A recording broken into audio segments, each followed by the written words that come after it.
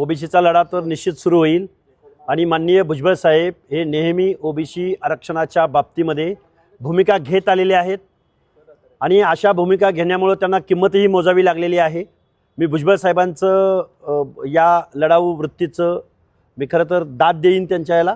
आता ओबीसी बांधवांनी आणि उर्वरित ओबीसीच्या मंत्र्यांनी थोडंसं संविधानाच्या बाजूनं ओबीसीच्या बाजूनं जे कायद्यात आहे त्याची भूमिका घ्यायला हवी। आज आठवण येते स्वर्गीय गोपीनाथराव मुंडे साहेबांची।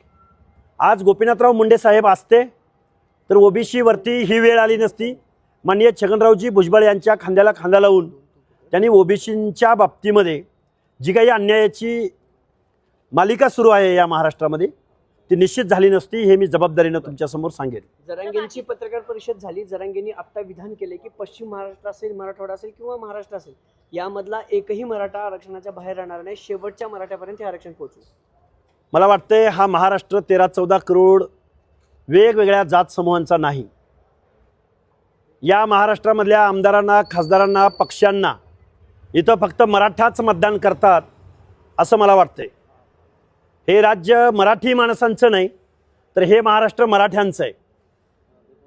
यशवंतराव चव्हाणांना सुवर्ण महाराष्ट्राचा कलश आणला तेव्हा गत्रेव माडखोलकर नावाच्या पत्रकारांनी एक प्रश्न विचारला होता, हा महाराष्ट्र कुणाचा होणार? त्यावेळी यशवंतराव चव्हाणांनी महाराष्ट्राला सांगितलं होतं की हा महाराष्ट्र मराठी माणसांचा होणार, 18 पगड जातीचा होणार। आणि काल परवापासून हे जे काय आंदोलन आहे, GR काढणं आहे, बेकायदा वागणं आहे, संविधान विरोधी GR काढणं आहे, वेगवेगळ्या आमदारांनी, खासदारांनी, पक्षाच्या प्रमुखांनी जरांगेला जाऊन पायगड्या घालणं, रेड कार्पेट घालणं आणि त्याच्या आंदोलनाला पाठिंबा देणं।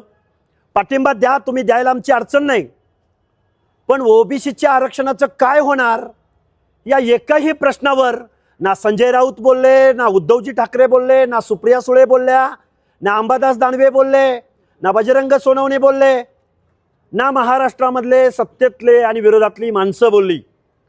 आज भुजबळ साहेबांनी जो बहिष्कार घातलाय तो बहिष्कार महाराष्ट्रातल्या ओबीसी भटक्या विमुक्त जाती जमातीच्या बांधवांनी अपील करावा। म्हणत आहेत की ओबीसीला कुठलाही धक्का लागलेला नाही, असं कोण म्हटलंय? त्यांना तो प्रश्न विचारला पाहिजे। आम्हाला जेवढा GR कळतो त्या GRचा अर्थ मराठीमधून आहे, मराठीमधून GR आहे। त्यामुळं एका ॲफिडेव्हिटद्वारे जर नात्यातल्या, गावातल्या आणि कुळातल्या माणसाला सर्टिफिकेट देता येत असेल, नातं म्हणजे कोणतं नातं? लग्नानंतरचं नातं का आंतरजातीय विवाहानं निर्माण झालेलं नातं? हे कुठं सांगितलंय? त्यामुळं ओबीसीचं आरक्षण आज रोजी संपलेलं आहे। ते म्हणण्याचं कारण असं की रूलर असणारा, शासनकर्ता असणारा मराठा बांधव जर ओबीसीमध्ये आला तर ओबीसी त्यांच्या स्पर्धेत कुठेही टिकणार नाही आणि त्याचं आरक्षण आज रोजी संपलेलं आहे। अरे मी वेळोवेळी सांगतोय तुम्हाला, तायवाड्यांना हा प्रश्न विचारा तुम्ही। कुडमुड्या जोशी, पारधी, कडक लक्ष्मीवाला, कैकाडी हा माणूस, अहो विखे पाटील तुमच्या स्पर्धेमध्ये कसा टिकणार आहे? कारखानदाराचे नेते होण्याच्या भानगडीत पडू नका। नगर जिल्ह्यामधल्या, अहिल्यानगर जिल्ह्यामधल्या पारनेर तालुक्यामध्ये किती मेंढपाळ बांधव राहतात? लाज वाटली पाहिजे ज्येष्ठ नेता म्हणून असं वक्तव्य करत असताना। अरे आम्ही आमदार खासदाराची पोरं निश्चित नाही, पण गावगाड्यातल्या संविधानाची आणि गावगाड्यातल्या शेवटच्या घटकाची भाषा आम्ही तुमच्या समोर मांडतोय। त्यामुळं जबाबदारीनं बोला, आम्हाला अंडर एस्टिमेट करायच्या भानगडीत तुम्ही पडू नका। काय कळतो तुम्हाला सोशल जस्टिस? काय सांगितलंय तुम्हाला? असा GR करण्याचा अधिकार दिला कोणी? ओबीसीचं आरक्षण संपवणारा हा GR आहे। जी ही समिती नेमलेली होती ही बायस समिती होती। या समितीमध्ये आरक्षण पॉलिसी समजणारा एकही तज्ञ मंत्री नव्हता, यामध्ये ओबीसीचा मंत्री नव्हता। त्यामुळे विखे पाटलांनी आम्हाला जास्त शहाणपण शिकवू नये।